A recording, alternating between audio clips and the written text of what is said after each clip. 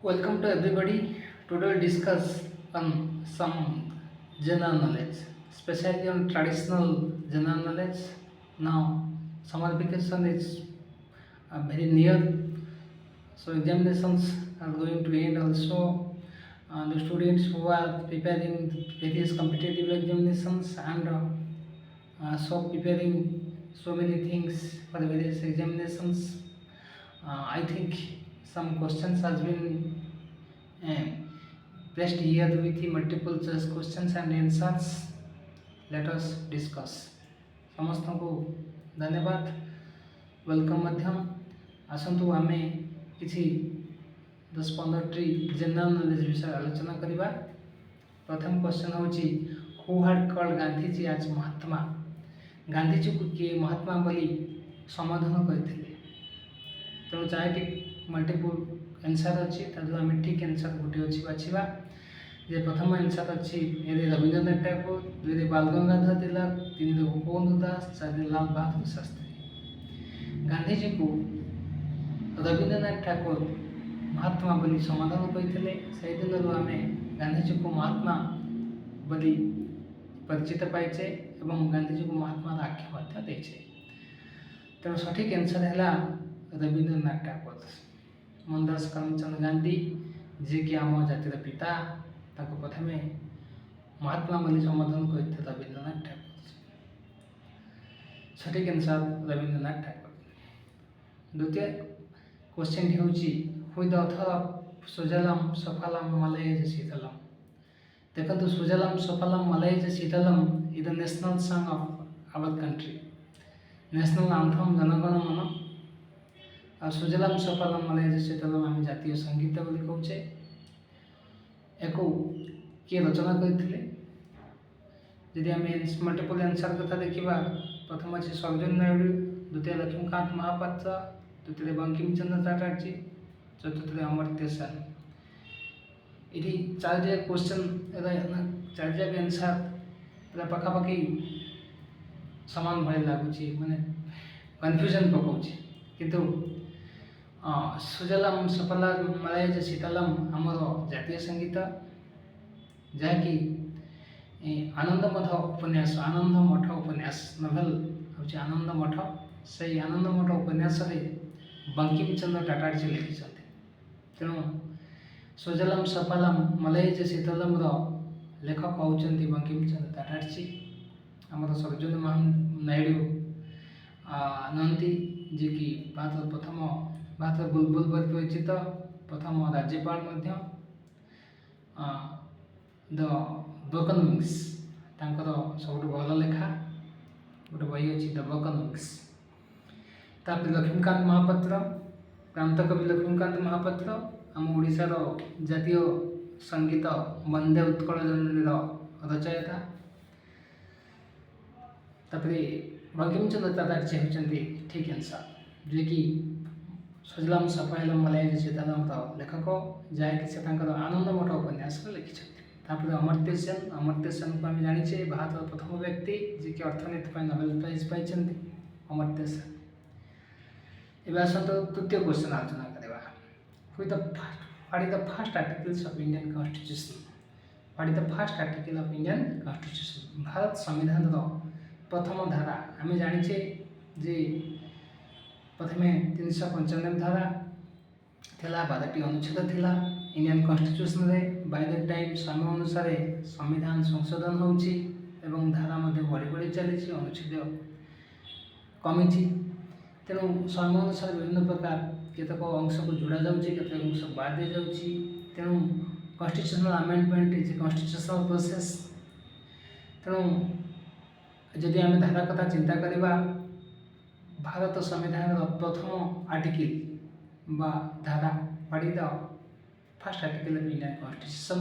এটি মধ্যে ঠিক চারটি মল্টিপল আনসার ଅଛି। প্রথমে হল we the people of India, দ্বিতীয় হচ্ছে সভরেন সোশালিস্ট ডেমোক্রাসি, সিরে ଅଛି ଫଣ୍ଡାମେଣ୍ଟାଲ ରାଇଟ୍ସ, ଡିରେ ଅଛି ୟୁନିଟି ଡେଭଲପମେଣ୍ଟ ଆଣ୍ଡ ପ୍ରୋଗ୍ରେସ। ତେଣୁ ପ୍ରଥମ answer A we the people of India. We the people of India is the first article of Indian Constitution. Right answer, we the people of India. sovereign, secular democracy, fundamental rights, unity, development, progress ଏସବୁ ନୁହଁ with the people of India, the first article of India constitution। ଆମେ ପ୍ରେମ୍ବଲ ଜାଣିଛନ୍ତି ଭାରତୀୟ ସମ୍ବିଧାନ ମୁଖବନ୍ଧ ଯାହାକି with the people of India having solemnly constituted India into a sovereign social democratic country ସେଟା ପ୍ରେମ୍ବଲ। କିନ୍ତୁ first article of India with the people of India, ଏକ number article ଭାରତୀୟ ସମ୍ବିଧାନର first article of Indian constitution with the people of India। ଏହାର ତୃତୀୟ question. ଚତୁର୍ଥ question ଆସନ୍ତୁ ସେ ସମ୍ବିଧାନରେ ମଧ୍ୟ ଆସିଛି which day of December is observed as day of constitution। Bharat ସମ୍ବିଧାନର ଦିନ ସମ୍ବିଧାନ ଗୋଟେ ଦିନ ପାଳନ କରୁଛି ଯାହାକି ଭାରତ ସମ୍ବିଧାନ ନାଁରେ ସେ ଦିନଟି କେବେ ପୁଣି ଡିସେମ୍ବର ମାସରେ ପଡ଼ୁଛି। ଅପସନ୍ ମଧ୍ୟ ଅଛି 5 ଡିସେମ୍ବର, 9 ଡିସେମ୍ବର, 10 ଡିସେମ୍ବର, 24 ଡିସେମ୍ବର। ସଠିକ୍ ଆନ୍ସର୍ ହେଉଛି 9 ଡିସେମ୍ବର। ଆମେ ପ୍ରତିବର୍ଷ ଡିସେମ୍ବର 9 ତାରିଖକୁ ସମ୍ବିଧାନ ଦିବସ ଭାବେ ପାଳନ କରୁଛେ। ଆମ ସମ୍ବିଧାନ ସ୍ୱାଧୀନତା ପୂର୍ବରୁ ଲେଖା ଆରମ୍ଭ ହୋଇଥିଲା 1946 ମସିହା ନଭେମ୍ବର 23 ତାରିଖ ଦିନ ଭାରତ ସମ୍ବିଧାନର ଲେଖା ଆରମ୍ଭ ହୋଇଥିଲା ଏବଂ 1949 ମସିହା ଡିସେମ୍ବର 9 ତାରିଖ ଦିନ ଏହା କମ୍ପ୍ଲିଟ୍ ବା ସମ୍ପୂର୍ଣ୍ଣ ହୋଇଥିଲା। 1950 ମସିହା ଜାନୁଆରୀ 26 ତାରିଖରେ ରିପବ୍ଲିକ୍ ଡେ ଦିନ ଆମ ସମ୍ବିଧାନ କାର୍ଯ୍ୟକାରୀ ହୋଇଥିଲା। ଇଟ୍ କମ୍ ଇଣ୍ଟୁ ଫୋର୍ସ।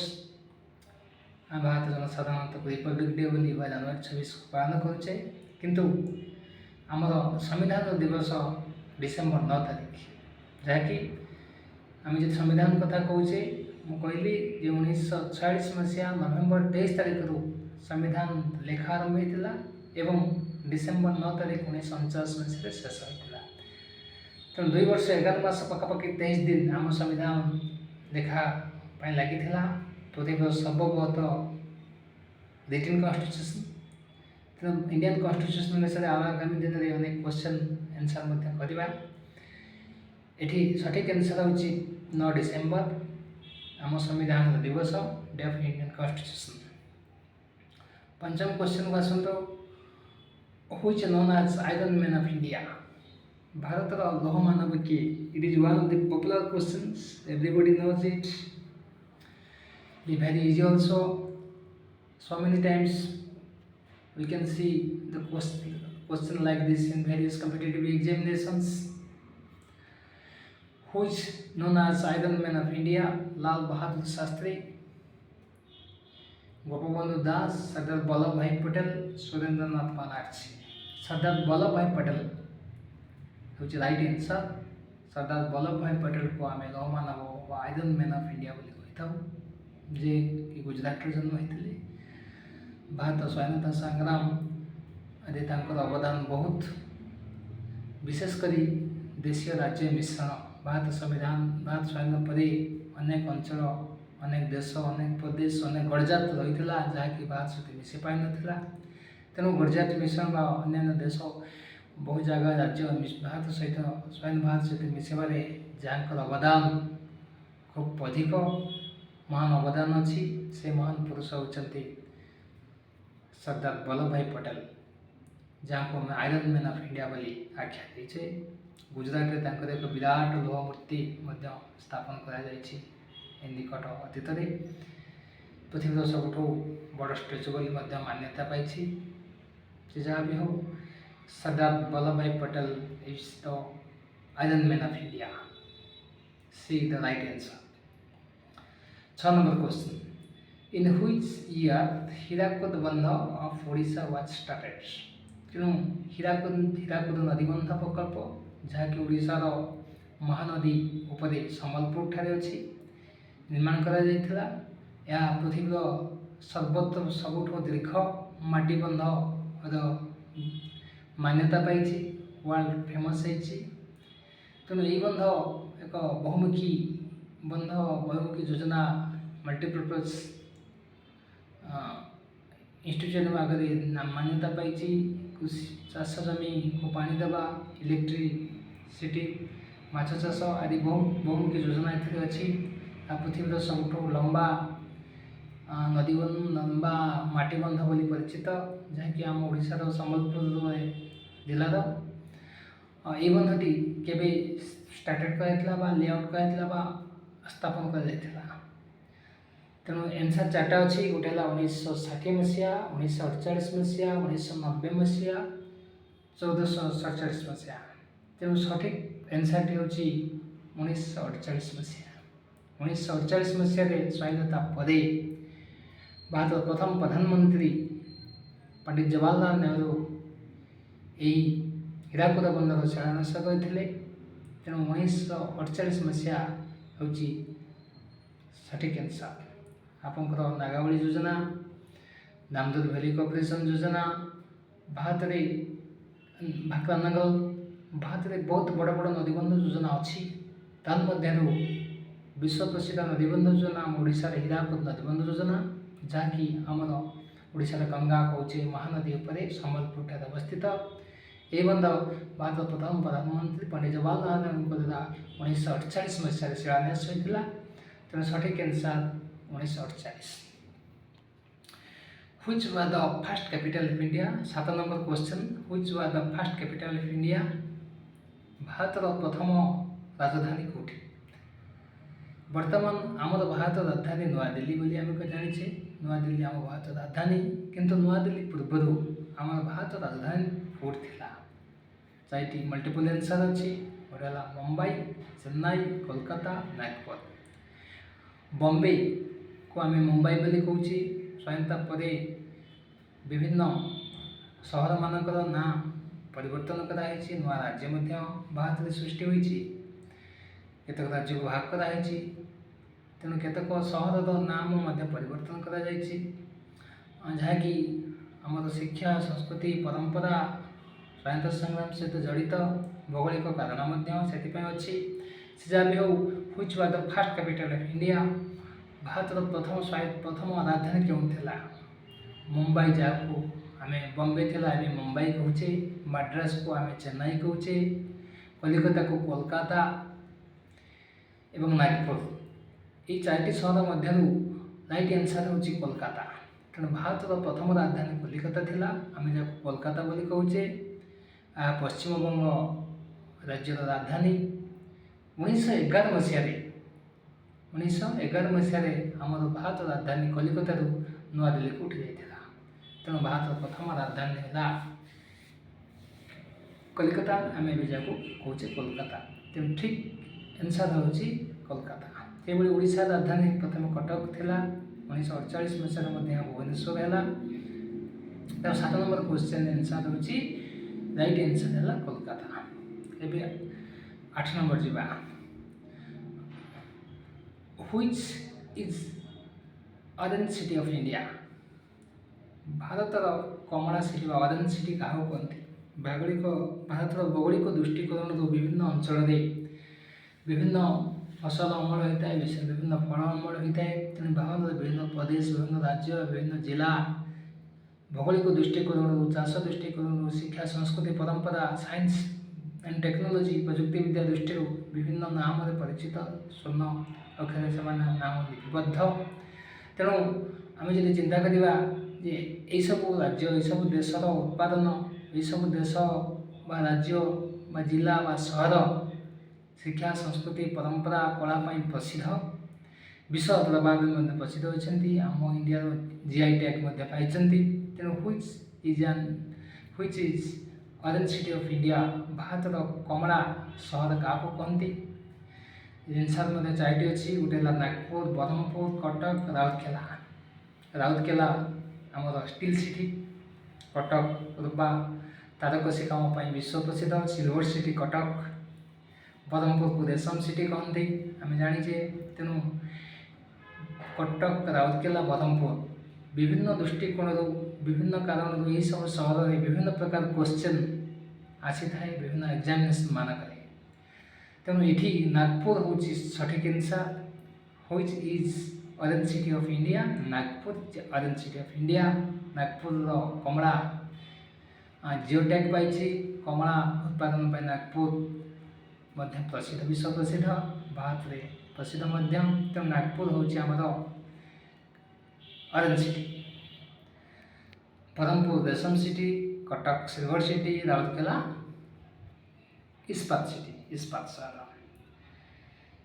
এই क्वेश्चन माध्यम विभिन्न आंसर को आलोचना कराऊँचे जहाँकि विभिन्न प्रकार परीक्षा साहाय्य कर समस्त को मुझे कही रखुच्छी जदि मोर चैनल को कि सब्सक्राइब करना निश्चित भाव सब्सक्राइब करूँ कमेंट दिंतु लाइक करूँ शेयर करूँ भिडियोटी संपूर्ण भाव में स्किप नक संपूर्ण भाव में मूल शेष जाए देखूँ जदि किसी डाउट अच्छी निश्चित भाव में कमेंट सेक्शन दिंतु जहाँफल आगामी दिन में बहुत पाठ आलोचना करवा जीवा 9 number question who is the last independent king of Odisha Bharat आम देश भारत को इंग्रेज मैंने पखापाखि 300 वर्ष शासन करते ओडिशा से ओडिशा को इंग्रेज मैंने बहुत दिन शासन कर राज्य शासन थिला तेणु ओडिशार प्रथम स्वाधीनता राजा किए स्वाधीन राजा किए तार अर्थ ओडिशार समग्र अंचल इंग्रेज शासन को चली जाइथिला बेले शेष राजा किए थे जे कि स्वाधीनता बजाय रखी इंग्रेज शासन मान विरुद्ध में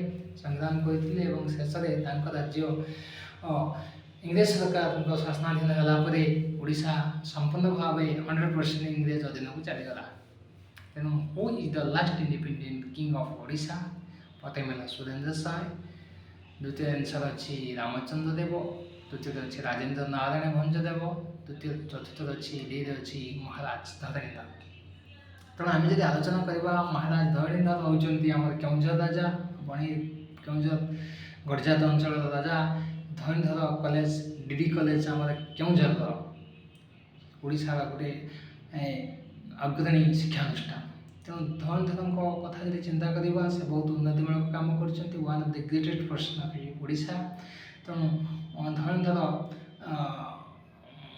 बहुत पदे भारत ओडिशा इंग्रेज शासनाधीन होता समग्र ओडिशा जदिव आरंभ होता किंतु धरणीधर बहुत सीनियर थे सी जब आलोचना करवा राजेंद्र नारायण भंजदेव आमर कनिका अंचल राजा थे जे कि कनिका प्रजा आंदोलन नेता आमर जब इतिहास पढ़े चक्रधर बेहेरा राजा विरुद्ध में संग्राम करते जो कनिकार राजा राजेंद्र नारायण भंजदेव ओडिशार शेष राजा नथिले कनिका प्रजा आंदोलन ओडिशा इतिहास एक संपूर्ण स्वर्णाक्षर लिपित एक सचोट स्थान अधिकार कर बहुत बड़ कथा मुझे कनिका अंचल पिला तेणु राजेंद्र नारायण भंजदेव एठिकार सठिक आंसर नुह कि राजेंद्र नारायण भंजदेव जे बहुत भल राजा थे ओडिशार विकास कृतित्व बहुत रही सुरेंद्र साय 1857 मसीहा पखापाखि तेणु बहुत आगु बहुत सीनियर थे बहुत आगु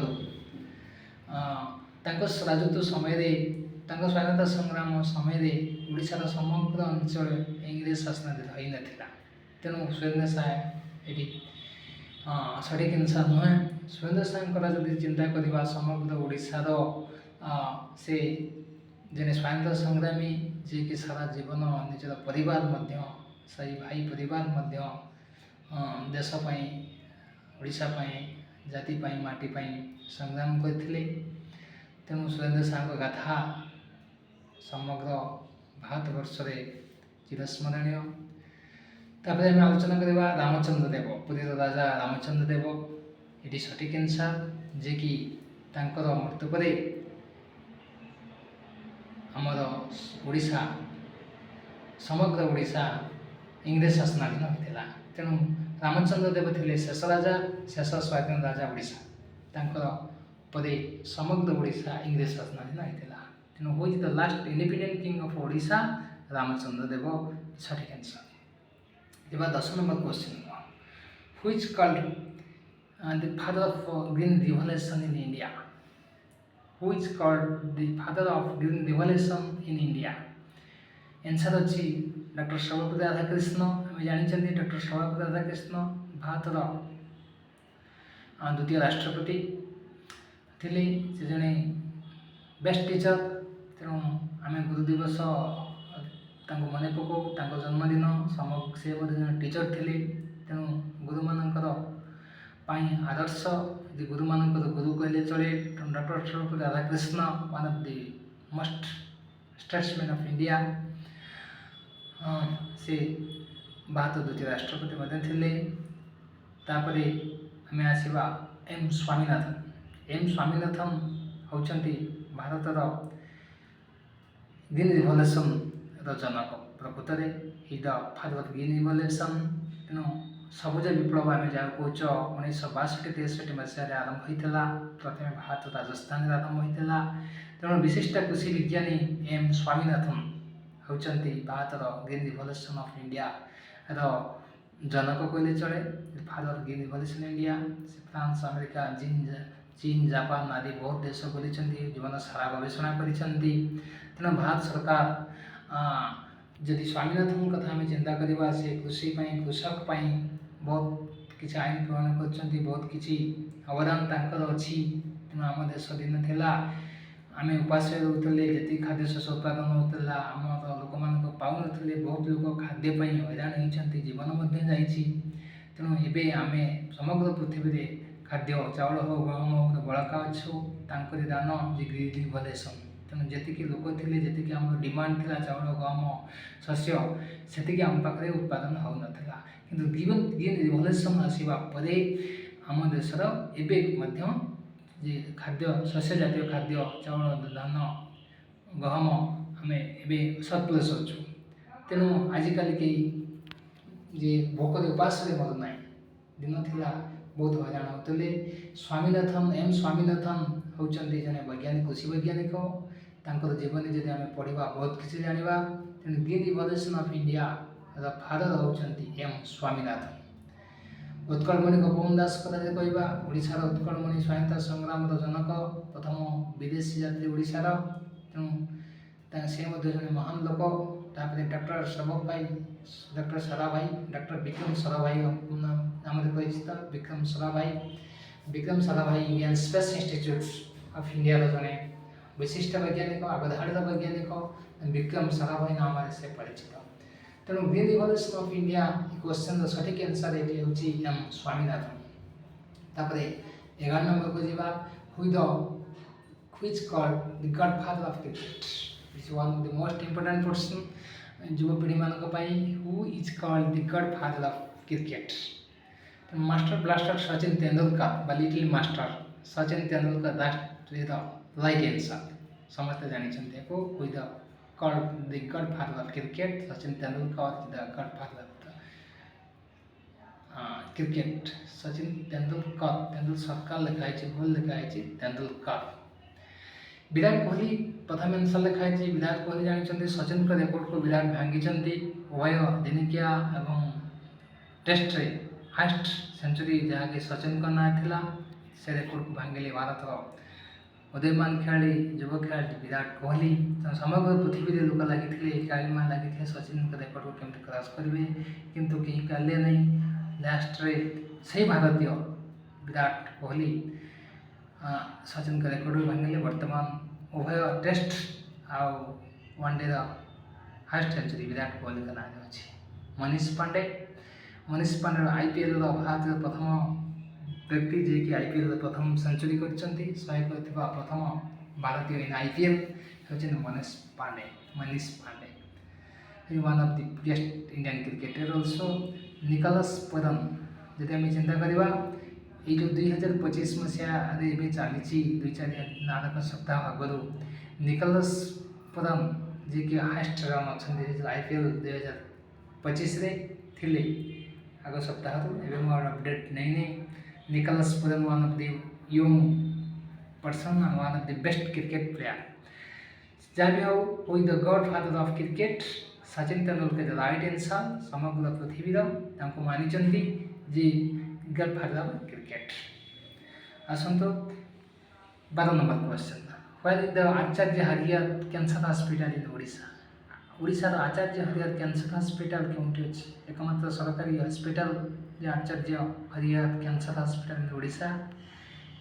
आंसर चिंता करवा तलपटू जा अनुगुल ओडिशा सरकार तरफ नाल्को सहायतार एक मेडिकल कॉलेज तैयारी जहाँकि बोधे 2024-25 कि 25-26 आरंभ होती पाठपढ़ा मेडिकल कॉलेज अनुगुल।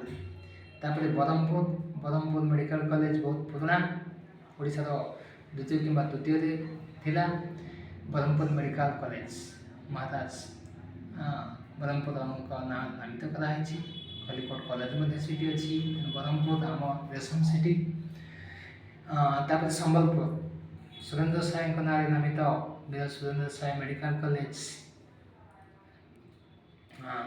अच्छी संबलपुर किंतु आचार्य हरिहर हॉस्पिटल कैंसर हॉस्पिटल अच्छी कटक कटक आम समग्र भारत वर्षर एजुकेशन मेडिकल साइंस रे एक अग्रणी अनुष्ठान आंध्र प्रदेश कहतु गुजरात आरंभ कर कलिकता पर्यंत लोक वेस्ट बेंगल दिल्ली पर्यंत लोक एमती भी आम कटक आस बहुत भल होती कटक आम समग्र भारत मेडिकल एक प्रमुख भूमिका ग्रहण कर श्रीरामचंद्र भंज मेडिकल कॉलेज बा कटक मेडिकल कॉलेज आम जहाँ बड़ मेडिकल कहे आम भाषा ओडिशा रे बड़ मेडिकल सीटा हूँ कटक तेणु आचार्य हरिहर कैंसर हॉस्पिटल कटक रे अच्छी तेणु कही Acharya Harihar cancer hospital in Odisha सठिक कैंसर है कटक तापर जी 13 नंबर क्वेश्चन को which is the capital of USA जमी आम टी आलोचना करते ओडिशार राजधानी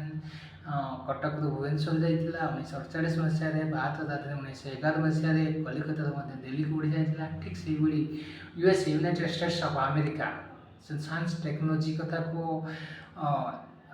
स्पेस को जो क्षेत्र भी कहले वायर एजुकेशन साइंस टेक्नोलॉजी सब फील्ड रे पृथ्वी समग्र पृथ्वी आगुआ रिच कंट्री बोले आम कहे United States of America USA तार राजधानी कौटी आंसर अच्छी तमिलनाडु के नुह तमिलनाडु आम इंडिया गोटे राज्यर ना कोलंबो श्रीलंका राजधानी तापर वाशिंगटन हूँ सठिक आंसर जी Washington is the capital of USA United States of America Washington DC नाम परिचित वाशिंगटन ना क्या ना ना यूएसए रे प्रथम राष्ट्रपति जॉर्ज वाशिंगटन का ना राजधानी वाशिंगटन तेणु यूएसए बा America United States of America बा अमेरिका राजधानी हूँ वाशिंगटन ये सठिक आंसर जहाँकि पूर्वतन प्रथम राष्ट्रपति बोधे जॉर्ज वाशिंगटन ना से शहर टी नामकरण कर वाशिंगटन डीसी नाम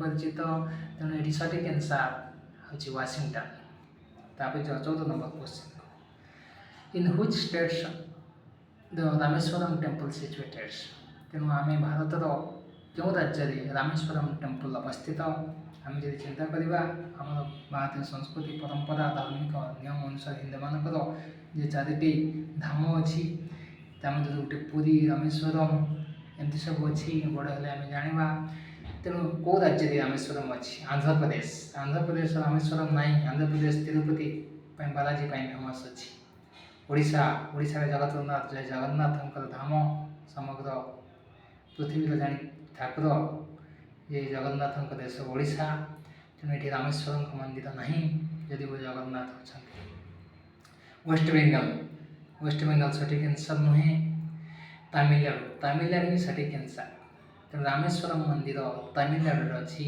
जिते सीता वनवास राम वनवास समय सीता को लंकापति रावण हरण कर लंका को सेतुबंध बांधवाई रावण मानव सेना मध्यम आरंभ करते से मंदिर गोटे प्रतिष्ठा करते निज हाथ में तेणु भगवान राम प्रतिष्ठा कर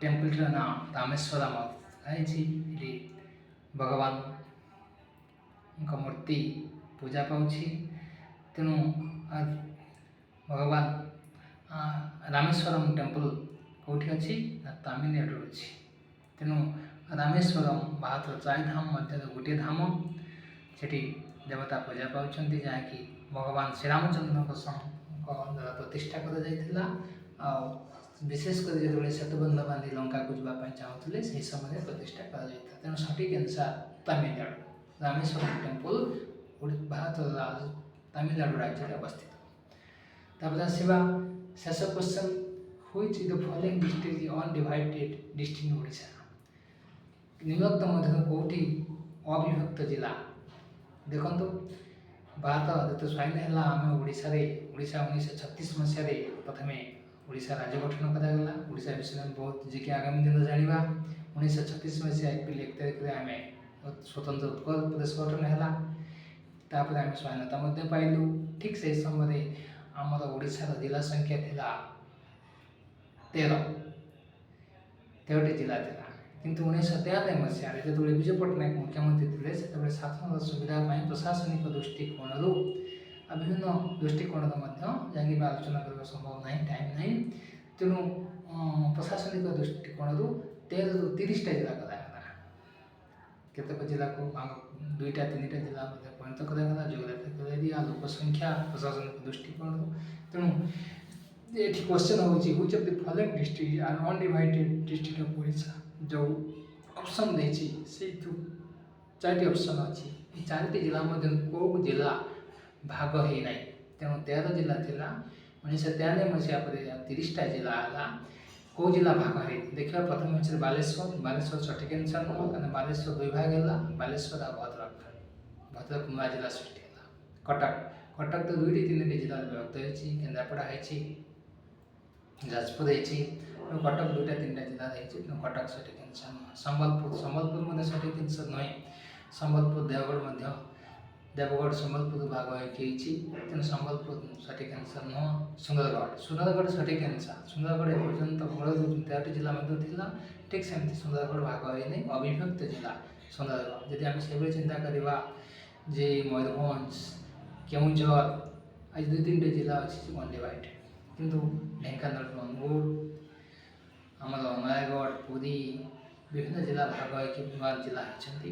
किंतु केउंझर मयूरभंज और सुंदरगढ़ ये आंसर अच्छी सुंदरगढ़ जो अविभक्त जिला मान गोटे। ये जो 4टी आंसर अच्छी 4टी आंसर है सुंदरगढ़। तेणु अविभक्त जिला मान मध्य ओडिशा सुंदरगढ़ ना अच्छी। ये 4टी आंसर बालेश्वर भद्रक संबलपुर सठिक आंसर में। सठिक आंसर डी सुंदरगढ़ द सठिक आंसर। Thank you everybody.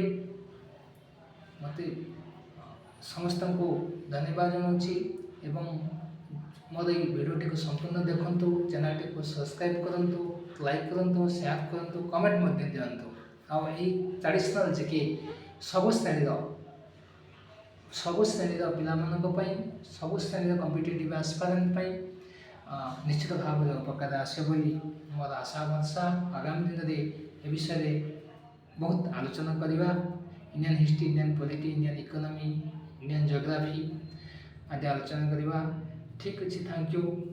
समस्ते निश्चित भाव में वीडियो को देखु एवं मतामत कमेंट दिंतु। Thank you everybody.